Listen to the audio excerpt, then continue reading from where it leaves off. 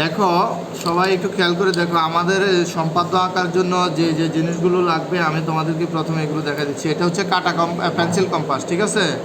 আর আমাদের দুইটা পেন্সিল লাগবে, একটা পেন্সিল আমরা এখানে অ্যাডজাস্ট করব, আর আমাদের শার্পনার লাগবে, ইরেজার লাগবে এবং একটা স্কেল লাগবে। এগুলো হলে আমরা সম্পাদ্যটা আঁকতে পারবো। তো আমরা প্রথমে দেখব আমাদের পেন্সিলগুলো ঠিক আছে কিনা, না থাকলে আমরা এগুলো শার্প করে নেব।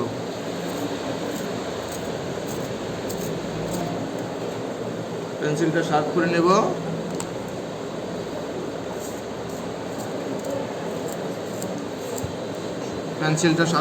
পেন্সিল তোমরা 4B পেন্সিলটা কেনার চেষ্টা করবা, তাহলে 4B পেন্সিল সহজে ভাঙবে না, ভালো থাকবে। দেখো এরপরে আমরা যে সম্পাদ্যটা শিখবো আজকে, এটা হচ্ছে যে অষ্টম শ্রেণীর সম্পাদ্য 7। এটা কোনো বর্গের এক বাহুর দৈর্ঘ্য দেওয়া আছে, বর্গটি আঁকতে হবে। তা আমরা দেখো এবার আমরা একটা এক বাহুর দৈর্ঘ্য নেব, বর্গের এক বাহুর দৈর্ঘ্য অঙ্কন করব। তো প্রথমে এক বাহুর দৈর্ঘ্য নিয়ে নিলাম, এই এক বাহুর দৈর্ঘ্য নিলাম। আর আমরা পেন্সিল কম্পাসের মধ্যে পেন্সিলটাকে লাগাবো এবং অ্যাডজাস্ট করব। এটা কাগজের মধ্যে এইভাবে সোজা করে ধরে পেন্সিলের মাথা এবং কাটা, মানে পেন্সিল কম্পাসের মাথা একসাথে করবো, অ্যাডজাস্ট করবো। এই যে দেখো মাথাটা যাতে সমান থাকে, মাথা বেশি পেন্সিলটা ভেতরের দিকেও রাখবো না, আবার বাড়াইয়াও রাখবো না, তাহলে আমাদের চিত্র আঁকতে অসুবিধা হবে, ঠিক আছে। এটাকে অ্যাডজাস্ট করে ঠিকমতো আটকাবো। এরপরে আমরা যে কোনো একটা রশ্মি নেব, তোমরা যে কোনো পরিমাণ একটা রশ্মি নেবা।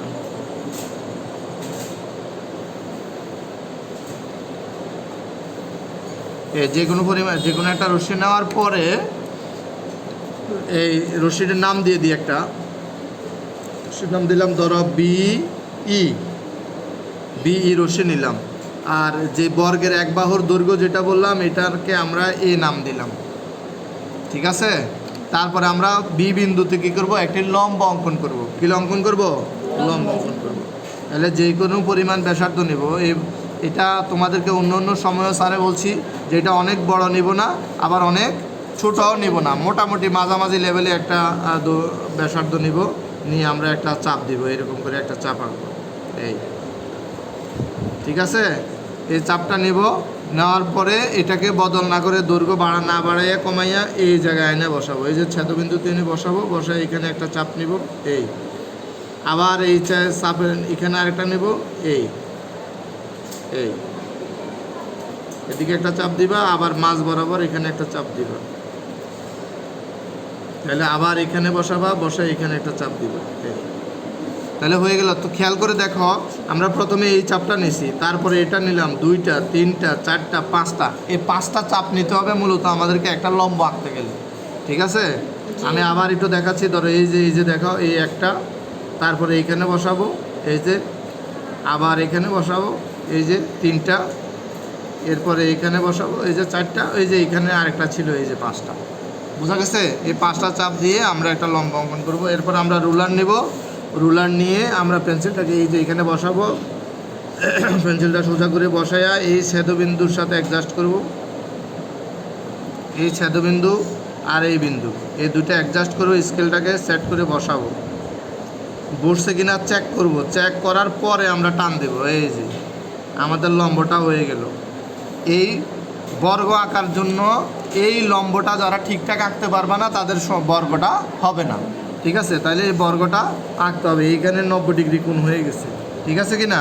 তাহলে আমরা একটা লম্ব আঁকলাম। লম্ব আঁকার পরের কাজ দেখো, আমরা এই যে এই আছে, এর সমান একটা ব্যাসার্ধ নিব, এই যে এই, ঠিক আছে, পেন্সিল কম্পাস ব্যবহার করে। এখন এই যে বি বিন্দুতে রাখবো, এইখানে একটা এই বাহু থেকে একটা অংশ কেটে নেব, এই বাহু থেকে একটা চাপ দেব। দেওয়ার পরে এই চাপে চলে আসবো, এই যে এই চাপে আইসা এদিকে একটা চাপ দেব, আবার এই চাপে আইসা এদিকে একটা চাপ দেব। আমাদের মোটামুটি সম্পাদ্য আঁকা হয়ে যাচ্ছে। দেখো এই কাজগুলো করা যাবে না, দেখেন। তারপরে পেন্সিলটাকে আবার এখানে পেন্সিলটা এখানে রাখবো, রাইখা এই যে ছেদবিন্দু আছে এইখানে এটারে অ্যাডজাস্ট করে নেব। এটা অ্যাডজাস্ট হয়েছে কিনা ভালো করে চেক করব। হ্যাঁ লড়ে চড়ে গেলে এটা ঠিক করে অ্যাডজাস্ট করে নেব। এই হয়েছে কি না?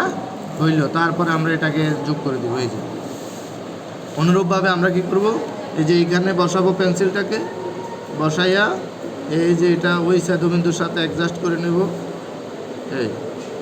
এই যে দুটোটা অ্যাডজাস্ট হয়েছে, এখন আমরা এটাকে যোগ করে দেব। আমাদের কিন্তু বর্গ আঁকা হয়ে গেল। জাস্ট আমরা এখন লেভেলগুলো বসাবো।